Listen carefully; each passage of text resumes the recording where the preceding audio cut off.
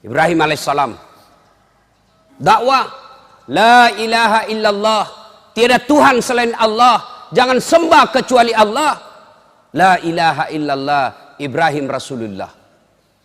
Tapi bagaimana reaksi pengusaha penguasa pada saat itu? Ini ajaran Ibrahim, ajaran sesat. Tangkap dia, kejar, tangkap. Masih ingat kisahnya Ibrahim? Ibrahim alaihissalam rajanya waktu itu Namrud. Raja Namrud ini dia punya kebiasaan, tradisi, agama nyembah berhala. Siapa yang membuat sembah berhala itu? Bapaknya.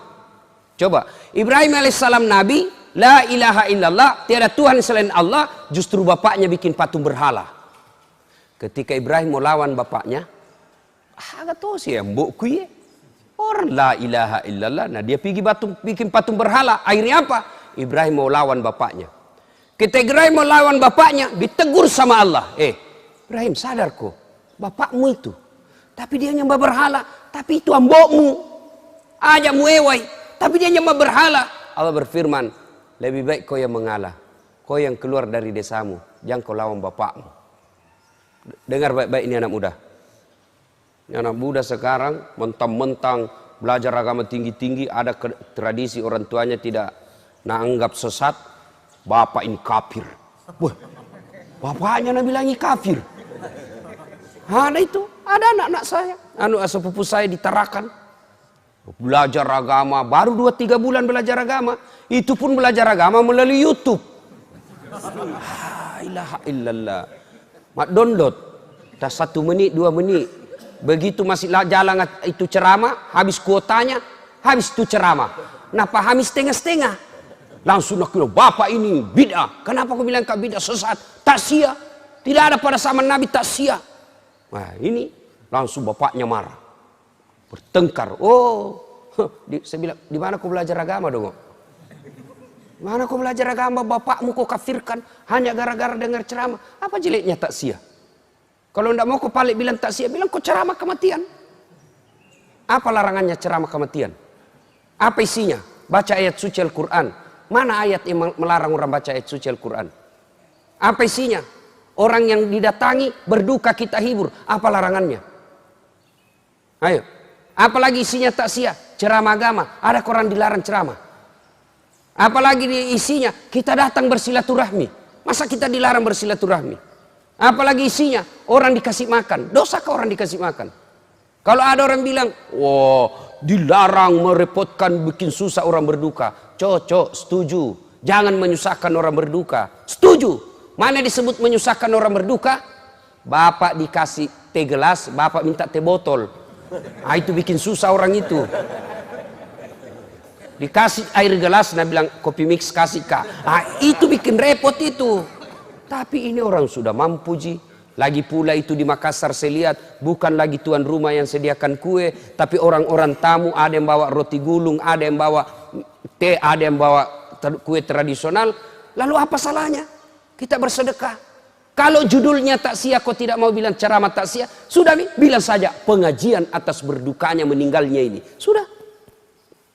Sama maulid bid'ah, tidak ada pada zaman Nabi. Cocok. Kalau tidak mau kepalik lagi pakai istilah maulid, pakai saja sirah nabawiyah, ceramah tentang Nabi. Apa salahnya bos? Adabnya Ibrahim alaihissalam, tegur sama Allah. Bapaknya nyembah berhala namanya Azar, bikin patung. Ibrahim mau ribut. Sadar kau Ibrahim, ambokmu ya tuh, ajak muewai. Kau yang keluar dari desamu. Coba, begitu kita wajib menghormati orang tua. Jadi bapak-bapak yang masih ada orang tuanya pulang kampung lalu ketemu. Jangan lagi bilang, masoli ongko soe. La ilaha illallah. Anak pacilakana. Pernah itu hitung-hitung orang tua tak? Pernah itu hitung-hitung orang tua tak waktu tak nak kasih sekolah ki? Andai saja bisa nak jual harga dirinya, nak jual dirinya untuk kita sekolah. Masa gara-gara sewa pesawat kita berpikir? Siti Najani itu balikan ngagaga untuk tomat-tomat. Siti Naja sangat sepantasnya kita jual kita punya harta untuk membahagiakan orang tua. Ini anak-anak nih, anak-anak sekolah. Kita ini juga orang tua. Nih bapak-bapak, muliakan orang tua. Biasanya bapak-bapak tidak muliakan orang tua karena takut sama istrinya.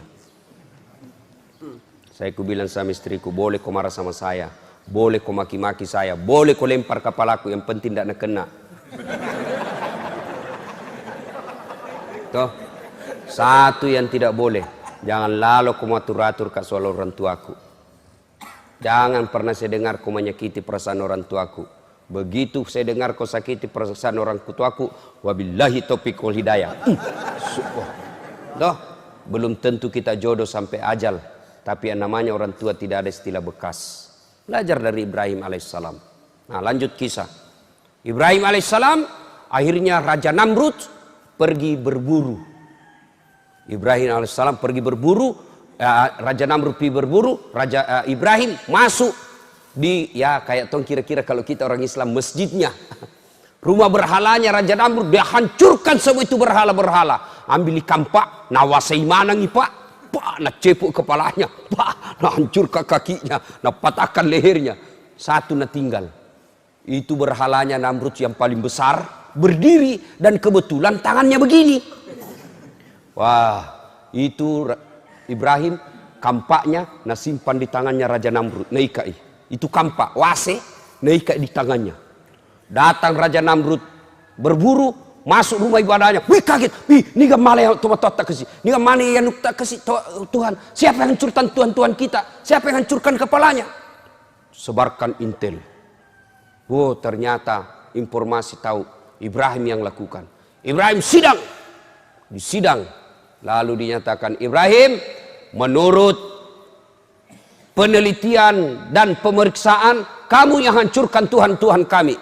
Nah bilang Ibrahim, siapa bilang? Bukan saya. Kandalakah kalau saya? Tentu dalam hadis tidak ada bilang kandal. Dalam cerita tidak ada bilang kandal. Tahu aja enggak? Bukan saya. Apa kata Ibrahim? Bukan saya, ini. Nah ini boleh-boleh tulis namanya ini. Nah bilang bukan saya, ini. Kata ininya, ini menunjuk dirinya, meskipun tangannya menunjuk patung. Bukan saya, ini. Nah ini boleh-boleh tulis namanya ini. Saya itu tulis itu kan perlu bersayap dia kalau berbicara. Kenapa kau terlambat? Tidak terlambat, kau yang cepat datang.